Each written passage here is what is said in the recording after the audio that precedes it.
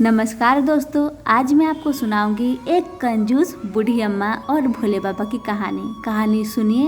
कैसा लगा comment box में ज़रूर बताइएगा। एक बूढ़ी अम्मा गांव में रहती थी, लेकिन वो भयंकर कंजूस थी। लेकिन उस बूढ़ी अम्मा में एक अच्छाई था। दिन रात ओम नमः शिवाय जाप करती रहती थी। लेकिन जब भी उसके द्वार पर कोई आता, उसे भिक्षा मांगता, वह कुछ भी नहीं देती। कहने लगती, चले जाओ, तुम्हें कोई और घर नहीं दिखता है क्या? तुम और कहीं जाओ, वहाँ तुम्हें मिल जाएगा, मेरा घर ही दिखता है तुम्हें। मेरे घर में आते हो, मैं शिव का परम भक्त हूँ, मेरा तो कल्याण ही होगा। मैं किसी को कुछ नहीं देने वाली। जाओ जाओ। बूढ़ी अम्मा किसी को भी कुछ नहीं देती, कुछ भी दान नहीं करती। उस गांव में बूढ़ी अम्मा की कंजूस की बहुत ही चर्चे थे। गांव के साथ साथ शिवलोक में भी इस बूढ़ी अम्मा की चर्चे थे। भोले बाबा ने सोचे कि हम भी इस बूढ़ी अम्मा के पास चलते हैं, क्या पता हमें कुछ दे दे। भोले बाबा भिक्षुक के रूप में बूढ़ी अम्मा के पास गए। जब भिक्षुक का रूप बनाकर भोले बाबा बूढ़ी अम्मा के पास गए, भिक्षुक ने कहा, भिक्षाम देही। बूढ़ी अम्मा को मना करना ठीक नहीं लगा। उसने कहा कि बाद में आना। बाबा थोड़े गांव में गए, घूम फिर कर फिर आए, भिक्षाम देही। अरे बाबा बाद में आना। भोले बाबा सुबह, दोपहर, शाम, रात्रि हर समय आए, लेकिन बूढ़ी अम्मा ने कुछ भी नहीं दिया। लेकिन बूढ़ी अम्मा से रहा भी नहीं गया। बूढ़ी अम्मा ने कहा, बाबा तुम तो मेरे ही पीछे पड़ गए हो। पूरे गांव में क्या तुम्हें और कोई घर नहीं मिला?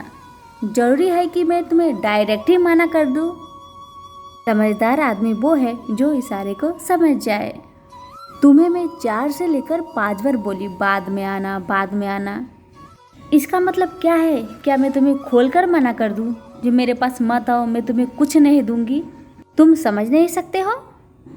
भोले बाबा समझ गए, मैया वाकई में बहुत कंजूस है, भयंकर कंजूस है। मैया कुछ नहीं देने वाली। बाबा चले गए। समय बीतते गया। गांव के लोग मैया को कहने लगे, मरेगी तो तू नरक जाएगी, किसी को कुछ दान नहीं करती है। मैया बोली, मैं तो मरूंगी तो शिवलोक जाऊंगी, इतना नाम जपती हूँ शिव का। ओम नमः शिवाय।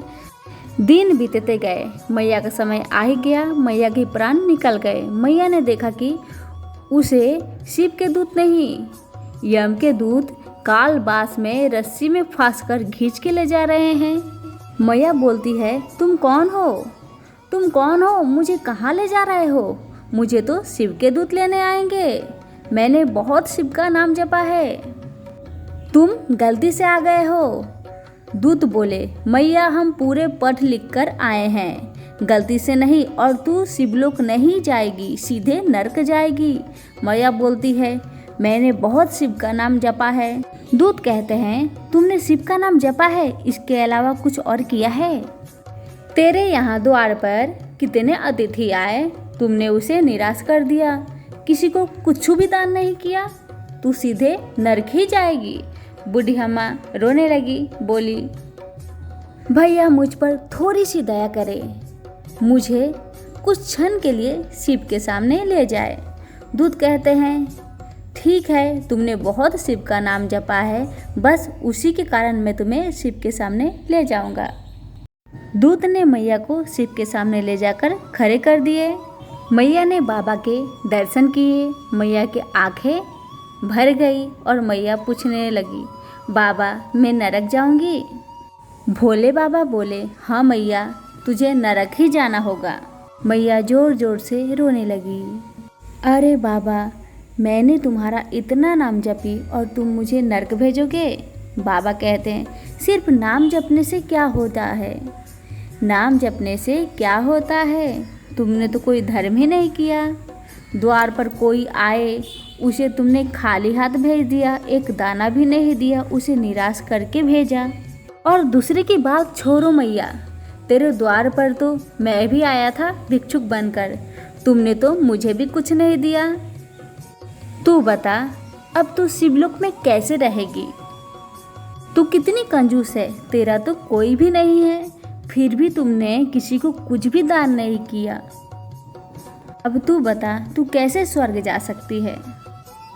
हे बाबा, मेरे से बहुत बड़ी अपराध हो गई है, क्या मुझे एक मौका मिलेगा? बाबा कहते हैं, तुम्हें अब क्या मौका चाहिए? मैया कहती है, बाबा कुछ दिन का हमें मौका दे दे। बाबा कहते हैं, तुमने मेरी खूब नाम जपा है, बस इसी कारण से मैं तुम्हें 1 हफ्ते की जिंदगी देता हूँ। मैया जीवित हो गई।